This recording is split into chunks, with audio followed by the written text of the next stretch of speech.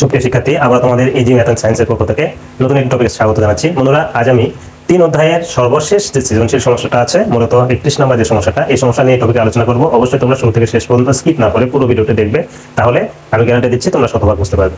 তো দেখো, 31 নম্বর সমস্যাটা এরকম যে আয়তাকার একটি স্কুল ক্যাম্পাসের ক্ষেত্রফল 10 একর এবং এর দৈর্ঘ্য প্রস্থের 4 গুণ। ক্যাম্পাসে অবস্থিত অডিটোরিয়ামের দৈর্ঘ্য, প্রস্থ ও উচ্চতা যথাক্রমে 40 মিটার, 35 মিটার ও 10 মিটার এবং দেওয়ালের পুরুত্ব 15 সেন্টিমিটার।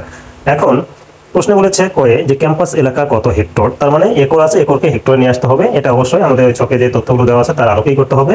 আর ক্ষয়ে বলছে স্কুল ক্যাম্পাসের সীমানা প্রাচীরের দৈর্ঘ্য মিটারে নির্ণয় করো, আর গয়ে বলেছে অডিটোরিয়ামের 4 দেওয়ালের আয়তন নির্ণয় করো। তাহলে চলো সমস্যাটা আমরা কিভাবে সমাধান করা যায় সেটা দেখি। যেহেতু বলেছে যে একরকে হেক্টর করতে হবে, তাতে দেওয়া আছে ক্যাম্পাসের ক্ষেত্রফল 10 একর। এখন আমরা জানি যে 2.47 একর সমান 1 হেক্টর। যেহেতু একর থেকে হেক্টরে নিয়ে আসতে হবে, অতএব 1 একর সমান 1 এর নিচে 2.47 হেক্টর। অতএব এখানে আছে 10 একর সমান, তাহলে 1 গুণন 10 নিচে 2.47 হেক্টর। এখন 10কে এটা দিয়ে ভাগ করে যা হবে সেটাই হেক্টর। তো এটা আমরা একটু ভাগ, তাহলে 4.0485 বা আরো প্রায় লিখতে হবে, আরো কিছু আছে হেক্টর রায়, তাহলে এত হেক্টর রায়। তাহলে এইভাবে এই সমস্যাটা কোন নাম্বারটা সমাধান করা গেল। এখন ক্ষয় কি বলেছে, ক্ষয় বলেছে স্কুল ক্যাম্পাসের সীমানা প্রাচীরের দৈর্ঘ্য মিটারে নির্ণয় করো। তাহলে এটা আমাদের দেওয়া আছে, এটা লেখা যেতে পারে যে এত একর ক্যাম্পাসের ক্ষেত্রফল, ক নাম্বার দিলাম। এরপর আমরা এই যে 10 একর আছে, একরকে বর্গমিটারে নিয়ে আসবো। তাহলে এখন আমরা লিখবো যে আমরা জানি 1 একর সমান বর্গমিটার। 1 একর সমান 4046.86 বর্গমিটার। অতএব এখানে আমাদের 10 একর সমান, তাহলে 4046.86 গুণন 10 বর্গমিটার। এখন এটা গুণ করলে হবে 40,468.6 বর্গমিটার। এখন এই বর্গমিটার পেলাম। এখন আমরা ধরে নেব, এখানে যে শর্তটা দেওয়া আছে তার ধরি। এখানে বলছে দেখো যে একর এবং এর দৈর্ঘ্য প্রস্থের 4 গুণ। তাহলে আমরা ধরে নেব, ধরি ক্যাম্পাসের প্রস্থ ক মিটার। অতএব ক্যাম্পাসের দৈর্ঘ্য যেহেতু প্রস্থের 4 গুণ, তাহলে ক গুণন 4 মিটার সমান 4 ক মিটার। প্রশ্ন মতে দেখো, দৈর্ঘ্য আর প্রস্থের গুণফল ক্ষেত্রফল মানে এটাই সেই ক্ষেত্রফল। সেই ক্ষেত্রে 4 ক গুণন ক সমান 40,468.6, বা ক আর 4 ক গুণ করলে 4 ক স্কয়ার হয়, তাহলে 40,468.6, বা ক স্কয়ার সমান 40,468.6 কে 4 দিয়ে ভাগ, বা ক স্কয়ার সমান, তাহলে এটা ভাগ করে 10,117.15 হবে। বা ক সমান যখন লিখবো তাহলে অবশ্যই বর্গমূল হয়ে যাবে 10,117.15। তারপর এই পাশে আমরা যদি করি, বা ক সমান, এখন এটার বর্গমূল করে যেটা হবে সেটা, তাহলে বর্গমূল করলে হবে 100.58। এরপর আরো আছে, আমি নিলাম না। তাহলে অতএব আমাদের এটাতে যেটা চেয়েছে, এই অঙ্কে যেটা চেয়েছে সেটা হচ্ছে যে স্কুল ক্যাম্পাসের সীমানা প্রাচীরের দৈর্ঘ্য মিটারে নির্ণয় করো। তার মানে সীমানা প্রাচীর অর্থ হচ্ছে, দেখো আমি যদি এখানে দেখাই, এটা ক্যাম্পাসটা এরকম ছিল, যার দৈর্ঘ্য ছিল 4 ক, প্রস্থ ছিল ক।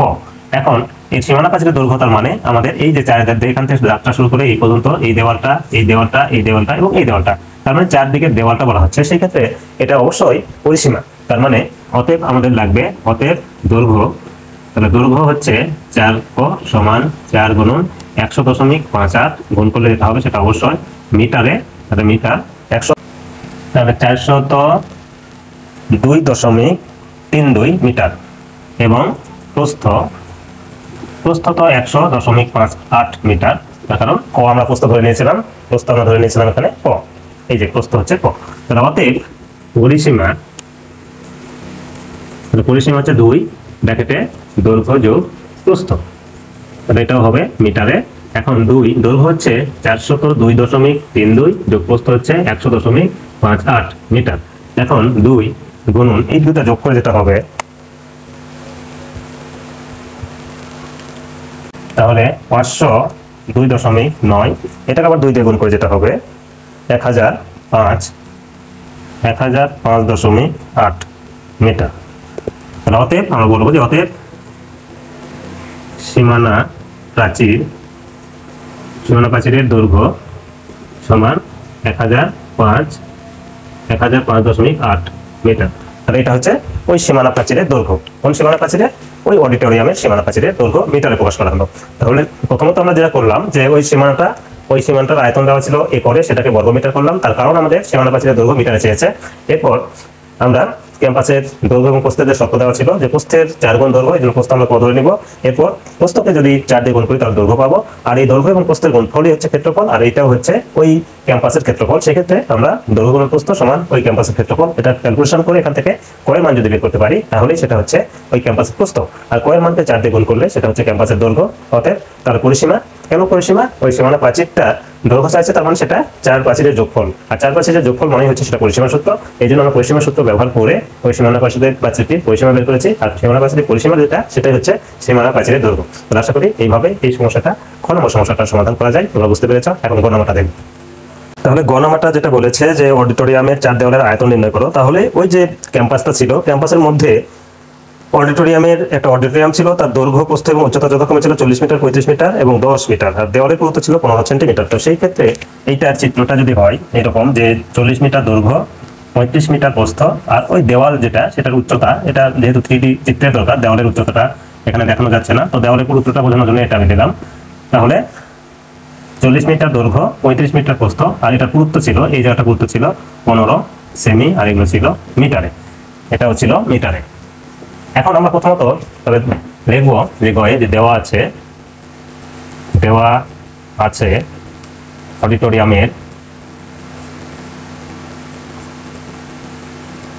অডিটোরিয়ামের দৈর্ঘ্য 40 মিটার, অডিটোরিয়ামের প্রস্থ 35 মিটার, অডিটোরিয়ামের উচ্চতা, তারপরে দেওয়ালের উচ্চতা 10 মিটার। অতএব অডিটোরিয়ামের, সেটা খেয়াল করে দেখো, আমরা যদি এই দিকের দৈর্ঘ্যের দিকের দেওয়ালের আয়তন বের করতে যাই, সেই ক্ষেত্রে এই দেওয়ালটা দৈর্ঘ্য 40 মিটার, দেওয়ালের উচ্চতা 10 মিটার, আর দেওয়ালের পুরুত্ব হচ্ছে 15 সেন্টিমিটার, এটা মিটার বের করবো। অতএব তাহলে আমরা লিখবো যে দৈর্ঘ্যের দিকে এরকম 2টা দেওয়াল আছে, অতএব দৈর্ঘ্যের দিকে দুই দেওয়ালের আয়তন,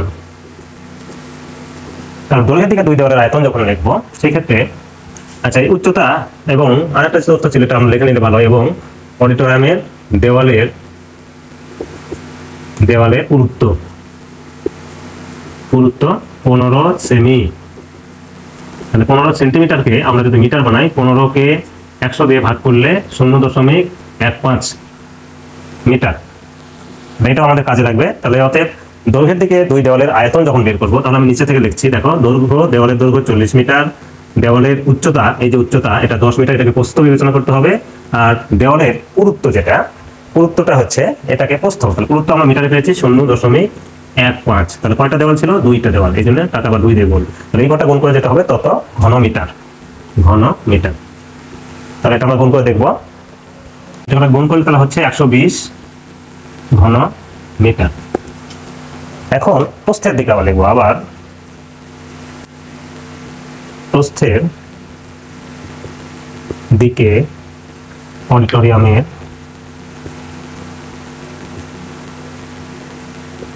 অডিটোরিয়ামের আয়তন, দেখো এটা প্রস্থ ছিল 35, কিন্তু এখানে ঘটনা আমরা এই জায়গাটা নিয়ে নিয়েছি, এটারও এই জায়গাটা নিয়ে নিয়েছি, দৈর্ঘ্যের দিকে যখন আমরা ধরেছি আয়তন তখন এই জায়গাটা নিয়ে নেওয়া হয়েছে। তাহলে প্রস্থের দিকে 35 থেকে নিশ্চয়ই কিছু বাদ করেছে। কি বাদ করেছে? দেখো এখানে 0.15 সেন্টিমিটার, এখানে 0. এই জায়গাটা বাদ করেছে। সেই ক্ষেত্রে আমরা 35 থেকে প্রথমত বিয়োগ করব 0.15 যোগ 0.15, এটা বিয়োগ করে এটা বললাম দৈর্ঘ্য। এই 40 যেমন লিখেছিলাম, এই পুরাটা লেখা মানে এটা হলো, এই জায়গাটা হলো ওইটার দৈর্ঘ্য। তাহলে গুণন উচ্চতাকে প্রস্থ ধরা হয়েছে, আর গুণন 0.15, এটা হলো ওই দেওয়ালের পুরুত্ব। এখন এরকম কয়টা দেওয়াল আছে? এরকম দেওয়াল আছে 2টা। এই 2 দিয়ে গুণ। তাহলে এই জায়গাটায় কিভাবে লিখবো এটা কিন্তু বোঝাটা খুব জরুরি। এই জায়গাটা আর এই জায়গাটা আমরা অটোমেটিক এই উপরের অংশ ধরে নিয়েছি, তাহলে এখানকার আর এখানকার দেওয়ালটা বাদ পড়বে, এই জন্য এই জায়গাটা বাদ দেওয়া হয়েছে এর প্রস্থ থেকে। দেখো 10, 0.15 এবং 2 এগুলো ঠিক আছে। এটা বিয়োগ করলে কত হয় সেটা আমরা আগে বের করে নেব। তাহলে 35 বিয়োগ 0.15 আর 15 বিয়োগ 3 গুণন, তাহলে এই কটা আমরা যদি গুণ করি 10 গুণন 0.10 গুণন 0.15 করলে হবে 1.5। তাহলে থার্ড ব্র্যাকেট দিয়ে বাইরে 2টা রাখলাম। এখন 35 থেকে 3 বাদ দিলে 32, 33, 34, 35, তাহলে এটা 32 হচ্ছে গুণন 1.5, তারপর বাইরে 2। এটা একবার করলো, এটা যদি একবার করো সেটাও হবে। তাহলে 32 গুণন 1.5 করলো 48, 48 কে 2 দিয়ে গুণ করলে 96 একবারে লিখলাম ঘন মিটার। তাহলে এটা পাওয়া গেল ঘন মিটার। তাহলে এটা দৈর্ঘ্যের দিকে দেওয়ালের আয়তন ছিল, আর এটা প্রস্থের দিকে 2 দেওয়ালের আয়তন। এই যে ফাঁকা যে 2 দেওয়ালটা ছিল, এই 2 দেওয়ালের আয়তন 96, আর যেটা কালারিং করে দেওয়া হয়েছে সেই 2 দেওয়ালের আয়তন হচ্ছে 120। তাহলে অতএব এখানে বলি অতএব মোট দেওয়ালের, অতএব 4 দেওয়ালের আয়তন লিখি, অতএব 4 দেওয়ালের আয়তন সমান, তাহলে একটা হলো 120 আর একটা হচ্ছে 96, এই যোগ করে যেটা হবে সেটা তত ঘনমিটার। সেই ক্ষেত্রে দেখো 6 9 আছে কত হলে 12, 9 আর 2 কত 11, 1 হাতে রইল 1, 2 216 ঘন মিটার। এটাই হচ্ছে উত্তর। তাহলে 4 দেওয়ালের আয়তন এত ঘনমিটার।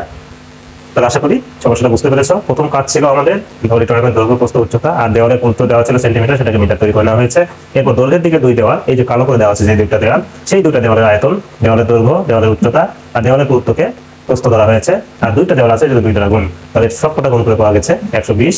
অনুরূপভাবে প্রস্থের দিকে যখন দেওয়ালের আয়তন বের করবো তখন এই জায়গাটা নিয়ে তোমাদের সমস্যা হবে।